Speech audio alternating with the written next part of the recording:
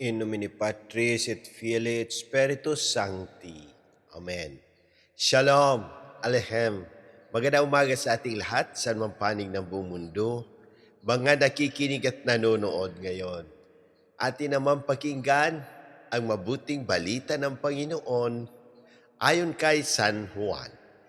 Glory to you, Lord Jesus Christ. Noong panahong iyon, sinabi ng mga tao kay Jesus, "Ano pong kababalaghan ang maipapakita ninyo upang manalig kami sa inyo?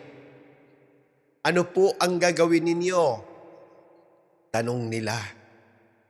"Ang aming mga magulang ay kumain ng mana sa ilang, ayon sa nagsusulat. Sila'y binigyan niya ng pagkain mula sa langit." Dugtong pa nila.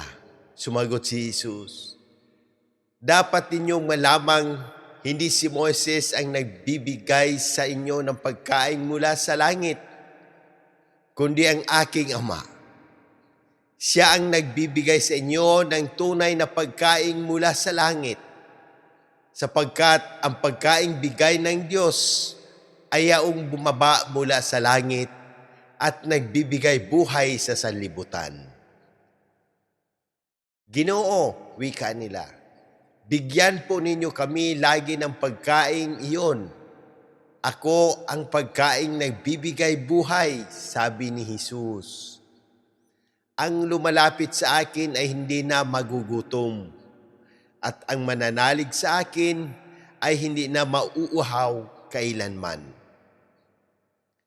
Ang mabuting balita ng Panginoon. Praise to you, Lord Jesus Christ. Pagnilaya natin bilang Romano Katoliko, ngayong Martes sa ika-3 linggo ng Pasko ng Pagkabuhay at paggunita kay San Anselmo, Obispo at Pantas ng Simbahan.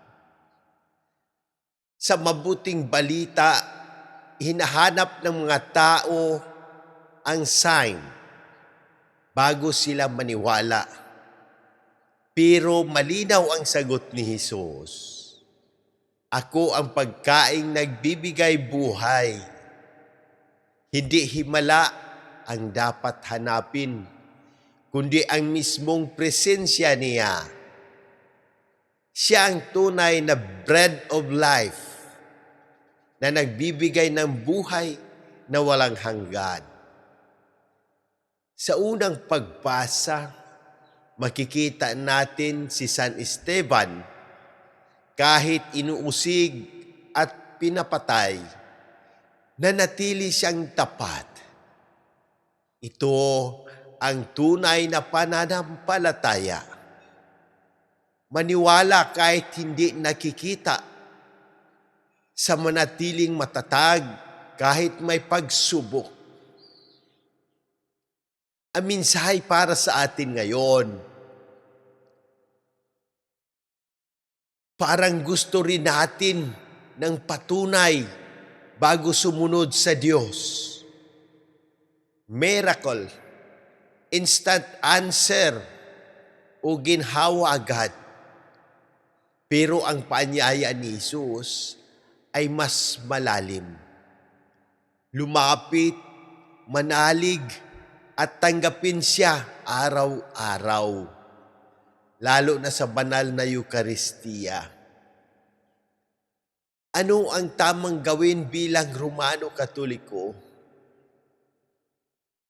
Sumampalataya kahit hindi nakikita. Nakasulat sa Juan,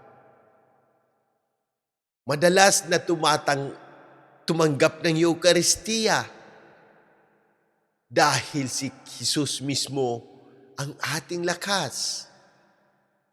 Isabuhay ang mga kautusan, hindi lang salita, kundi gawa. Manindigan sa katotohanan kahit mahirap, tulad ni San Esteban. Magdasal araw-araw, personal at bilang pamilya. Mga halimbawa mula sa ating mga church fathers. San Anselmo, faith-seeking, understanding, naniniwala muna bago umunawa. Si San Ignacio ng Antioquia, tinawag ang Eucharistia na medicine of immortality. Si San Agustin, our hearts are restless until they rest in you, O God. Ipinapakita nila na ang tunay na kapayapaan ay nasa Diyos, hindi sa mundo. Halimbawa sa buhay, isang tao na dumaraan sa sakit o problema, sagot, walang malinaw na sagot kung bakit. Pero patuloy siyang nagsisimba, nagdadasal, at tumutulong sa iba.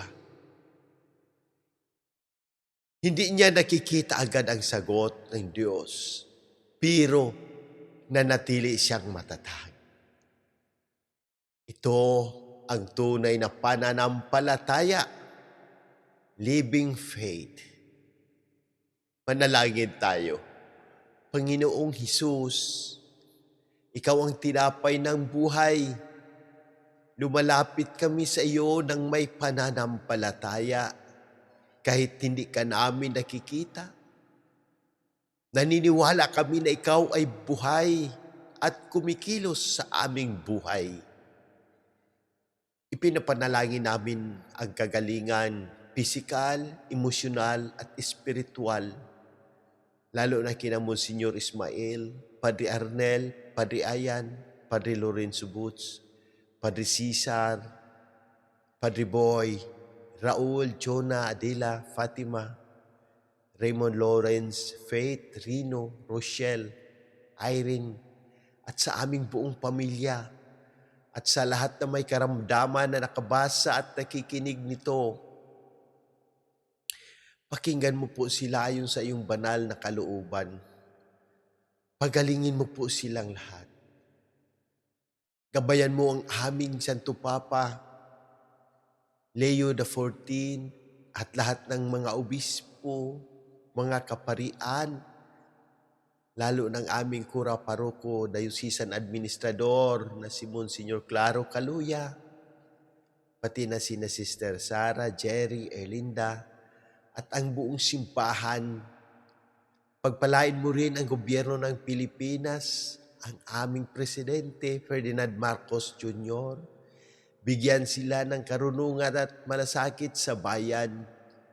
Ipagkaloob mo ang kapahingaang walang hanggan sa mga pumanaw, lalo na kina Papa Francisco, Janet, Hiram, at sa lahat ng aming ipinagdarasal sa pamamagitan ng panalangin ng mahal na Berheng Maria. Iligtas mo kami sa lahat ng unos, kalamidad at patatagin ng aming pananampalataya. Amen. In nomine Patris et Filii et Spiritus Sancti. Amen. God bless!